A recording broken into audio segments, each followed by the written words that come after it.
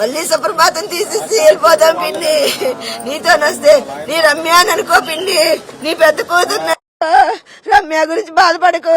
నీ మనవుడు నువ్వు చేర తీసుకున్నావు. నీ మనవుడు నీ కొడుకు అనుకో పిండి అన్నది. చిన్నపిల్లైనా ధైర్యం చెప్పింది. చిన్నపిల్లైనా ధైర్యం చేసింది. బాబు నా పెద్ద కూతురికి బాగోలేదు.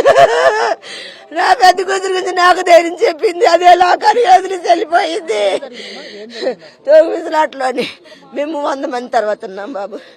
100 మంది తర్వాత ఉంటే వీళ్ళు 12 గంటలు తీస్తామన్నారు. పార్క్ లో మేము వెళ్ళేటప్పుడు 100 మంది కంట మేము వెళ్ళిన తర్వాత 4వ గంటకి 1000 మంది వచ్చారు బాబు.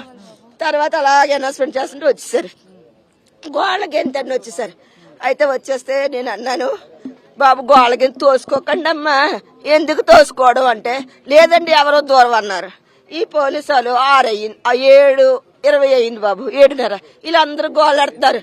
లైన్లో పంపించండి, జనాలందరూ తోపులాట్లో వచ్చేస్తున్నారు, చచ్చిపోతాము పడిపోతాం అంటున్నారు. వీళ్ళు అస్సలు వినబడలేదు. మీరు ఎన్ని అనుకున్నా 12కే తీస్తామన్నారు. మీరు ఎన్ని అనుకున్నా 12కే తీస్తామన్నారు. 12కి తీస్తారంటే మేము ఊరుకున్నట్టు ఊరుకోరు కాదు బాబు. మగవాళ్ళు తీస్తారా తీయరా అని గేట్లు ఊపారు బాబు. ఆ గేట్ వెనక్కి వచ్చేసింది. గేట్ వెనక్కి వచ్చేసరికి గేట్లు ఆలు ఈ పోలీసు వాళ్ళు లైన్ సర్దుతున్నారు. లైన్ సర్దుతుంటే గేట్లు తోసేస్తారు అనుకుని వీళ్ళు మగవాళ్ళు అందరూ గేట్లు లాగేశారు బాబు. గేట్లు లాగేస్తున్న ఈ పార్కులో ఉన్న జనం అంతా సొలోమని వచ్చేసారు. మేము 100 మందికంతా ఉన్నోళ్ళవి. నేను 1000 మందికంతా వెళ్ళిపోయాను.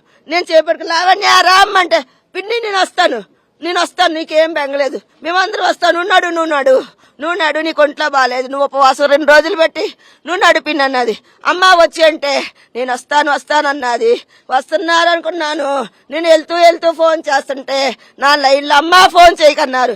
బాబు నా పిల్లలు ఉండిపోయారు, నేను ఎక్కడ తప్పిపోతారా బాబు అంటే పదమ్మా అన్నారు. ముందుకెళ్ళిపోయాను బాబు. వాళ్ళు వస్తున్నారు అనుకుంటా ఫోన్ అవ్వదు. లైన్లో వస్తున్నారు అనుకున్నాను. బాబు నా పిల్లలు రాలేదు, ఏడ్ చేయాలంటే అమ్మ ఏడ్ చేయాలి.